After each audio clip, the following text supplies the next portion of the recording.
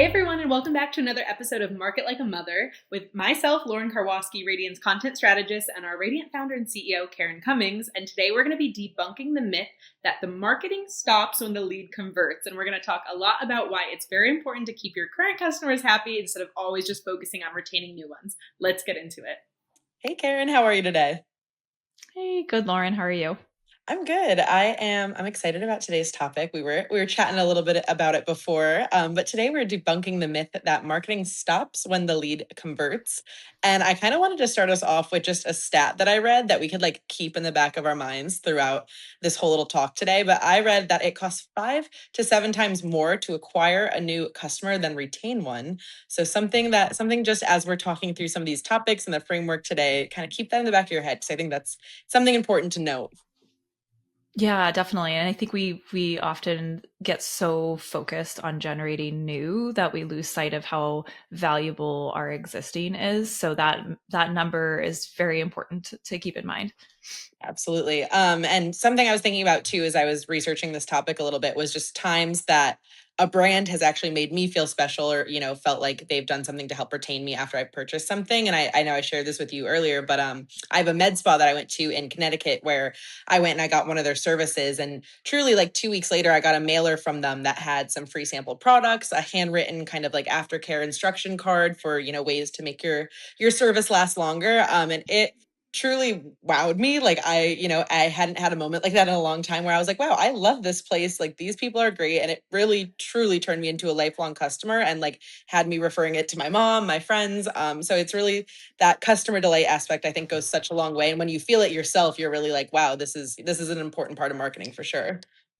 Yeah, I love that probably all of our episodes you reference that you get free samples and All and the how much you examples. love that. But no, I think I mean, it's a perfect example. And I'm going to go as far as to say, like, it doesn't have to even be that big. For Yeah. example, I am a subscriber to and order a lot of my household cleaning products and different items through the Grove Mhm. pantry, and they're like a plastic free, like by 2020, oh, I think it's by 2026 Oh, organization. And so every time I get my delivery each month, they have like a handwritten note on it that's like, hey Karen, you're making the world a better place. And it just like touches you in just the right way. It makes me feel so like special, and like it's you oh. can tell it's handwritten in Sharpie on the box. And so it's things like that that I think, like, if we're getting creative, how we delight our customers doesn't have to be incredibly expensive either.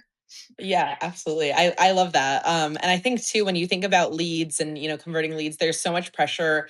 And this has kind of come back to a lot of topics we've talked about this season, but the more is more, like always chasing, we need more leads, Mm-hmm. we need more customers, we Mm-hmm. need more people. And I think it causes a lot of frustration. And a lot of times it causes, these businesses and brands to lose sight of, like you said, like those personal touches and nurturing those existing, customers and the people who are, part of your fan base currently. Because also a big part of having customers is you want them to repurchase, you want them to be a repeat customer. So without kind of nurturing those existing leads and customers that you have and just focusing on gaining new ones, you're really going to lose out on people that could be lifelong repeat customers. So definitely I could see where some of that pressure could lead to that. Yeah, and I think too there's sort of two opportunities. So if you are a product or a service that your customers can repeatedly buy, that is a huge metric to be paying attention to, and something that you want to make sure you're building and increasing the odds of somebody repurchasing. But for other businesses that have a product that may not be something that somebody is purchasing on a regular basis or often at all, maybe it is just a one-time purchase. That's where that referral piece comes in and is so important. So what are you doing to help them feel so delighted with their experience that they're referring other customers, because they may not necessarily be repurchasing from you on a regular basis? Absolutely. And what we like to do here is debunk the myths. So when you're thinking about the myth that the marketing ends at the conversion, it's kind of a harmful way of thinking, because a big thing too that I've learned in my research that I was kind of diving into this more is that existing customers are more likely to buy again, but also to spend more. So again, you're seeing if you're nurturing Mm-hmm. these leads correctly, someone who may have purchased one unit or one item from you in the past might be coming back to order 5 things, as opposed to someone who is a new client wouldn't necessarily be doing that. So again, another reason why it's so important to nurture these existing customers. And then I know Well, and you I and I think talked. Yeah. And I think to add to that too, not just like how much less expensive it is, but how much easier it can become to like reconvert. So, which it obviously plays a role in the expensive or non expensive factor. But then when we look at that referral piece, so delighted customers referring other customers, that conversion rate of referred customers is so much higher typically across industry, right? If I was telling you, Lauren, hey, I love this product, you have to try it. I also think it would be great for you. Like, so I'm already like matchmaking you. I'm already like vetting the product for you.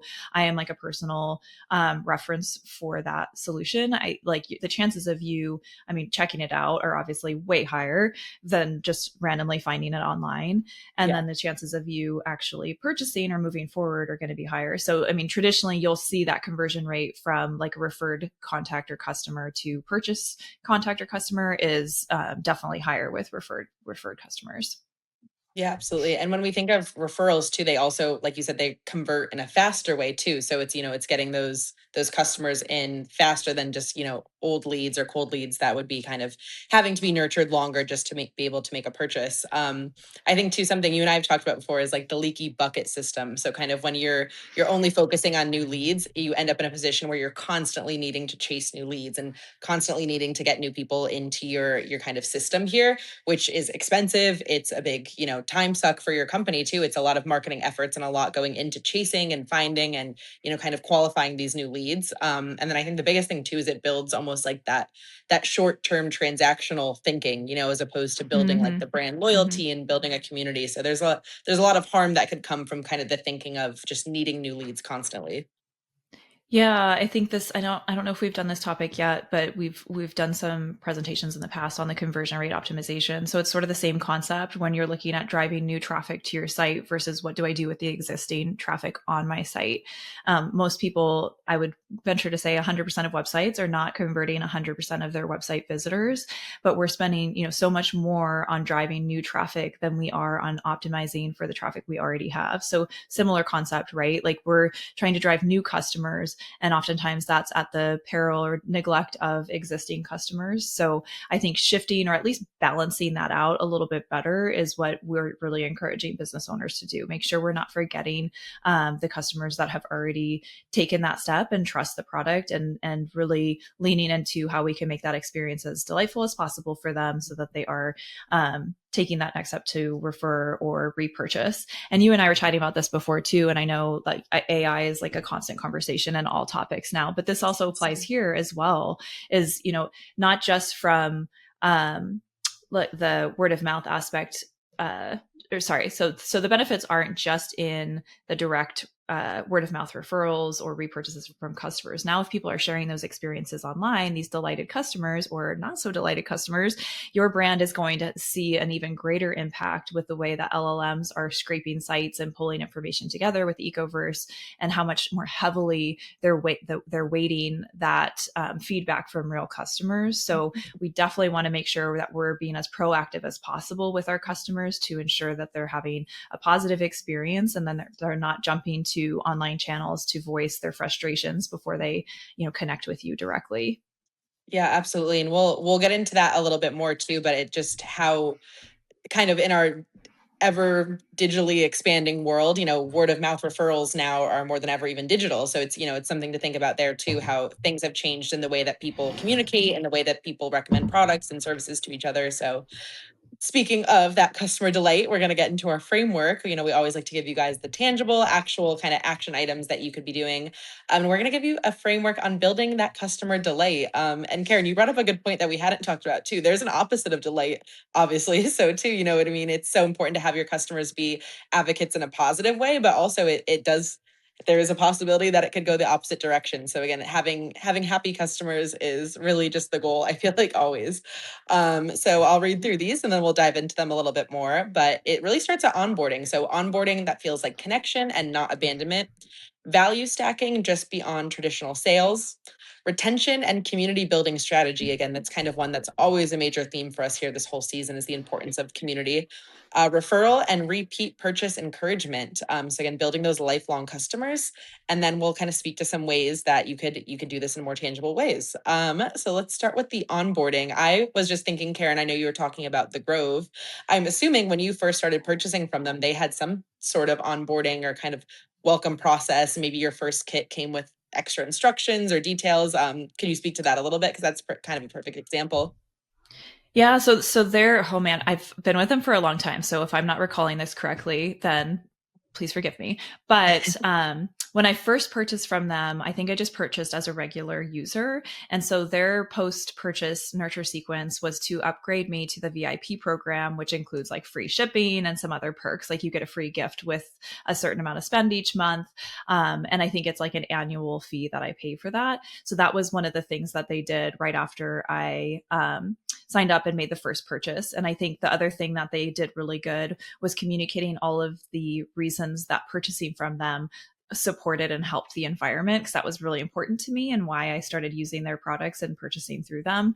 And so that like post-purchase kind of onboarding communication can be a really good opportunity to a lot of times too, negate any buyer's remorse, because somebody might make a purchase and then after they make the purchase, they have that initial like, oh man, was this the right choice? Should I have done this?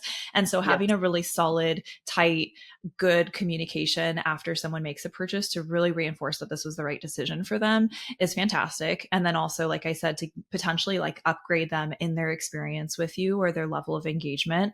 And then of course, to communicate all the value and benefits that they are going to see or that they're helping to support is all like a really good way to create a positive onboarding experience that like really reinforces and creates a strong foundation for a long-standing customer. Yeah, I love that. That was like a perfect example. And I think us here at Radiant being in the health and wellness space, we work with a lot of, health brands of different, businesses in the wellness space. This is especially important there because again, when someone's making a purchase or an investment that's directly related to their body, their health, their day-to-day life, having that onboarding process that explains maybe, further instructions about how to use the product safely, benefits to expect, maybe side effects to look out for. Like it's so important more than ever in the health space, because it's such a personal decision to purchase something related to your health. So I think it's definitely something very important to us and our customers here at Radiant too. Yeah, if you have a complex product or something that you said is more personal or more challenging, something that's like addressing a serious issue or condition, then even more so, that's a great opportunity to like educate via email in the onboarding process. And then sometimes you might even have like an elevated level of a higher touch care where you have like an onboarding call scheduled, or if you're like a software solution, there's a whole transition there. And I think this is a big place where brands miss out, is they have their sales team selling, and then they have their onboarding team or their account team that takes it from there. And that transition is like a pivotal point where things can go really well or they can go terribly wrong. So making sure that your internal teams are in close communication is what really helps to streamline and make this a positive experience. So I think that's something that is definitely worth investing in and making sure, sorry, that you have a customer feedback loop in place. I know we talked about this on a previous episode too, is like, what is that experience like for customers? Are they enjoying it?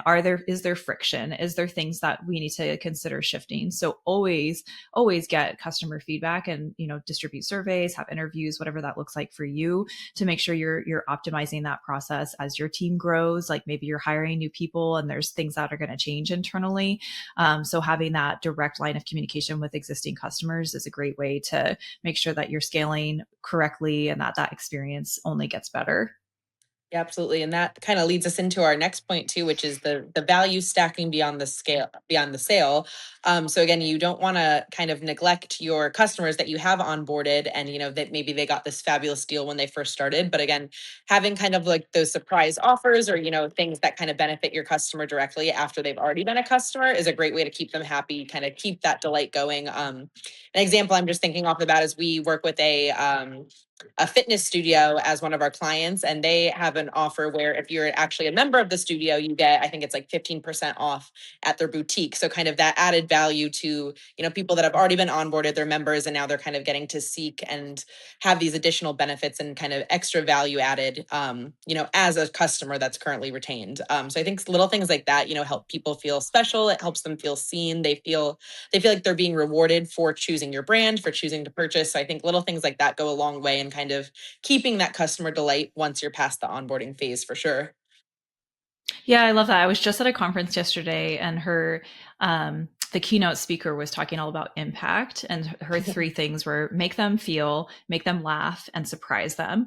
And so this obviously applies like universally to all of your marketing, but I think there's very special ways you could do that with your existing customers, and especially that surprise element. I think that like when you're already connected to someone, they've experienced the brand, there's like beautiful, unique little opportunity there to do those like little surprise interactions or gifts or content that they are realizing only is created only for them. So I love that, like bringing that element into this too from a value perspective. So it might not just be value as in free product, but value as in experience and connection, and like you said, making them feel seen. And I'm even thinking back to a previous episode we recorded about how much we wanted seasonal mailers and like these holiday guides and, little things that people could send in the mail. I'm like, this is a perfect example of that. If you have, this existing mailing list, you have your existing customers, like who doesn't love something that's like a seasonal kind of fun content treat? Like whether it is maybe some Mm-hmm. type of seasonal brochure or newsletter or, a holiday guide related to your products or shopping, little things like that are a great way to kind of have a personal touch point with, again, your existing customers in a way that it's surprising and it's fun and it's, maybe related to something that's going on in the world at the moment. Yeah, we launched a magazine for one of our clients that goes out to their members that includes like fun recipes and unique offers and kind of skincare tips and things like that, that I think was, again, like a surprise thing, because it's not very often that brands we're engaging with send us nice, beautiful, printed items in the mail. And so I think those are definitely good examples of ways to create another layer of connection with your existing customers. For sure. And then speaking of those existing customers, a big part of retention as well, and we've talked about this a lot this season, is that community building strategy. So kind of almost making your customers feel like they get to be a part of a club or a group, a society, because they are a purchaser, a member of your services, a member of your program.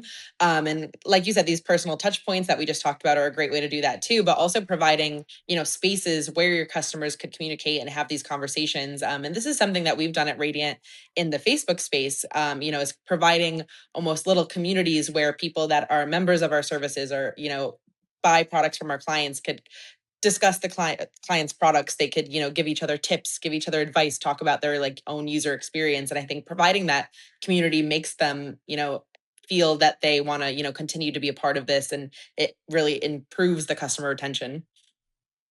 Yeah, creating, maybe that's private spaces, closed spaces for existing customers to connect with one another. I think that could be something that's online, or even something that like is done through like virtual masterminds or like more kind of video type interactions.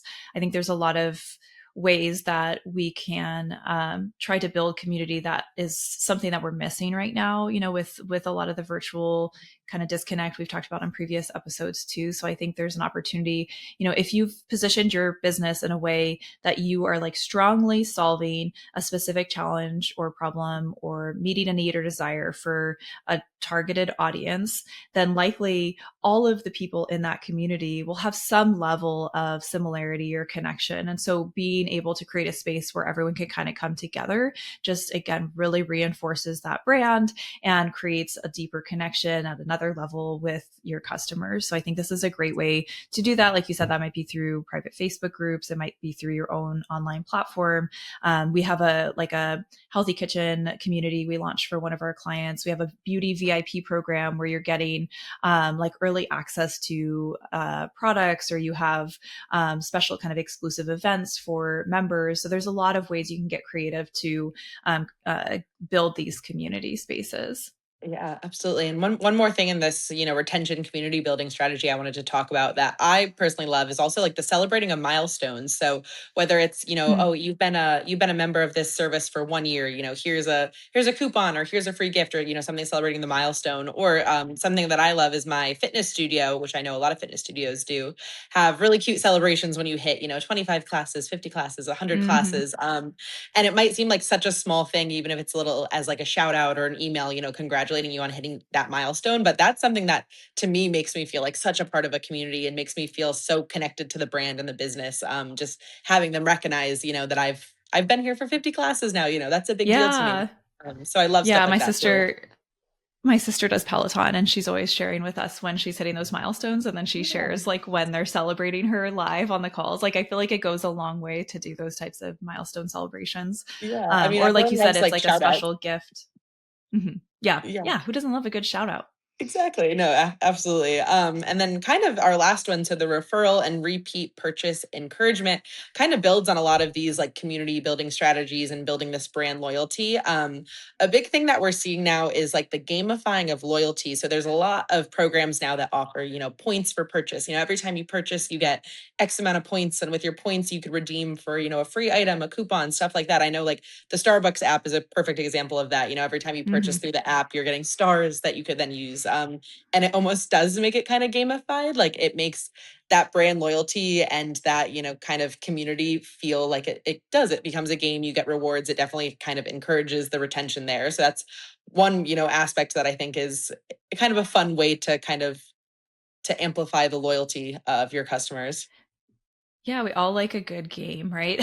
So Yeah, we have a no, skincare really. client that does that too. So you get referral points or you get purchase points. You get points on your birthday. So I think there's a lot of fun ways to kind of gamify, pointify the actions that you want customers to take with you to really encourage that specific type of engagement.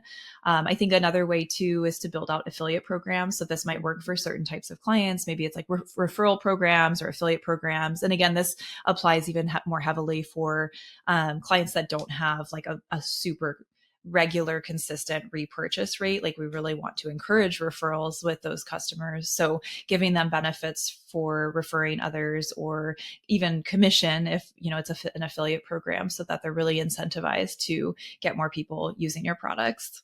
Yeah, and we talked about this earlier, and I want to go back to it, but kind of how referrals are so digital in a way now too. And I'm not talking about an influencer or someone who might be doing a brand deal or be affiliated with a product for as a part of a contract, but referrals these days are so online more than ever, and having these affiliate programs is basically just rewarding people who might have already went on social media and shared a Hmm. product that Hmm. they love. I mean, I know I look through my friends like stories on Instagram all the time and I'm seeing, oh, they're at this restaurant. They tagged it.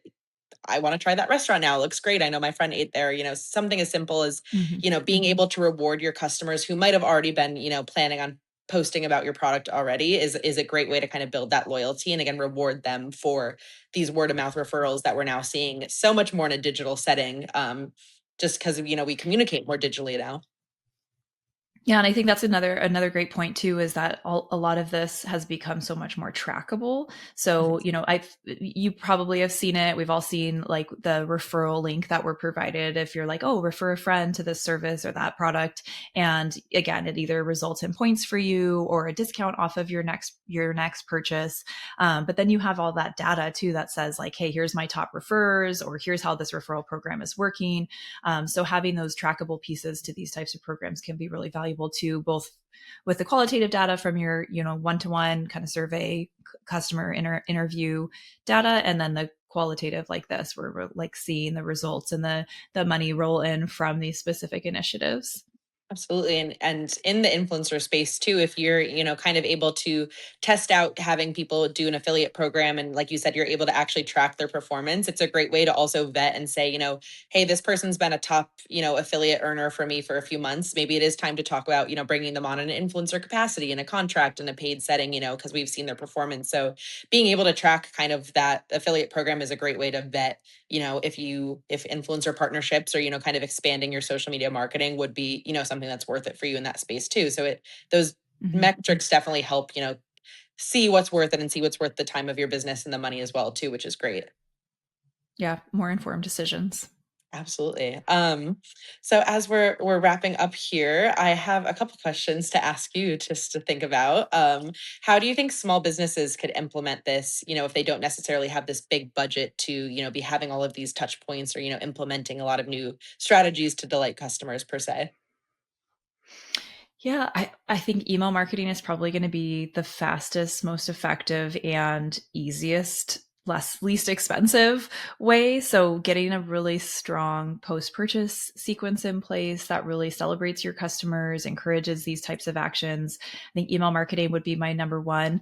And then honestly, like I'm kind of going back to the Grove example where it's like, can you do any like little handwritten personalized outreach in a simple way, or hire an intern or a marketing assistant to manage that? Because I think those little things do go a long ways, and they can be fairly expensive ways to create those touch points. I mean, it reminds me too of like from a team standpoint or human nature of like what motivates you, and it's almost always the top of the list is like the gratitude, recognition, appreciation, and then like after that is like monetary motivators. And so Mhm. we don't always need to give discounts or give away free products. I think we just need to show our customers that they're appreciated, that we see them, that we know that they took a chance on using our product for the first time, and that we hope they're super satisfied. And if they're not, we're collecting that feedback and just really creating a real relationship with the customers that we have. Yeah, I see. And you just answered the next question I was going to ask you too. Oh, I good. was, I Perfect. was going to ask, about, building this delight without losing the scalability. And obviously, like you said, something as little as that one touch point, it could be something that you could have an intern do. You could have, someone on your team designated to just doing that. It doesn't always have to be these massive productions and these, 3-page handwritten cards that are going out to each client, something so little as, just a little note that took maybe 10 seconds to write each one, dropped in a package before you send it out. It makes such a big difference. So again, I don't want people to necessarily sit here and think, well, I have hundreds of purchases a month, I can't do that. You know what I mean? There are definitely ways you could scale it to the size of your business, and still make it effective for sure. Yeah, and I think just to kind of tie back to the community aspect you said too, that's a great way to do that. You can scale a community, depending on what platform you choose. If you're doing a virtual community, you can scale and grow that easily alongside your business as your business grows too. So that's another one to consider. Depending on what product or service you're offering, that could be a really great space to start to like really build a deep connection with your customers. Absolutely. And we always like to leave you guys with some reflection questions that you could use to really just audit your own strategies and marketing this week. So here are some things to ask yourself while you're working on your work this week. So am I treating customers like relationships or transactions? What happens in my business after someone buys or signs? So again, what are those next steps? What does that onboarding look like? Do I have clear systems for nurturing and delighting? Again, these are kind of two different things if you think about it. You want them to be nurtured, to grow into a customer, but you also want them to, like you said, have that joy, have that fun, have those feelings of gratitude along the way. And then where am I unintentionally creating a retention black hole? And, thinking back to Mhm. like that leaky bucket that we talked about, constantly needing to just be having new leads coming in, which really isn't an effective strategy we've talked about today. So definitely some things that you could use this week to mark or audit your own marketing strategies, figure out ways that you could be kind of incorporating some more delight into your customers' lives. So also some good takeaways here for listeners to consider implementing is, or keep in mind as they go forward with their marketing, is that acquisition growth without retention is not necessarily sustainable growth. So making sure that you're paying attention to both aspects. Customer delight is strategy, not just sparkle, even though it can be sparkle too. Loyalty compounds. It's not what happens before the sale, but after, that really builds a successful, sustainable brand. And then happy customers talk too. So I know that unhappy customers will get their voice out there. What do they say? Like 7 times more than a happy customer. So even more of a reason that we want to amplify the voices of our happy customers, because really in the end, there's very few things that beat that referred word of mouth customer. Absolutely. I love that. And that was a great little stat too to throw in there at the end. I kind of didn't even know that that was the exact amount. So I love that. Well, we definitely debunked this myth. I feel motivated to kind of build some more delight into our strategies this week. And we will see you for another episode where we're going to be continuing to debunk these marketing myths. Awesome. Thank you so much, Lauren. We'll Perfect. see you Thank guys you. later.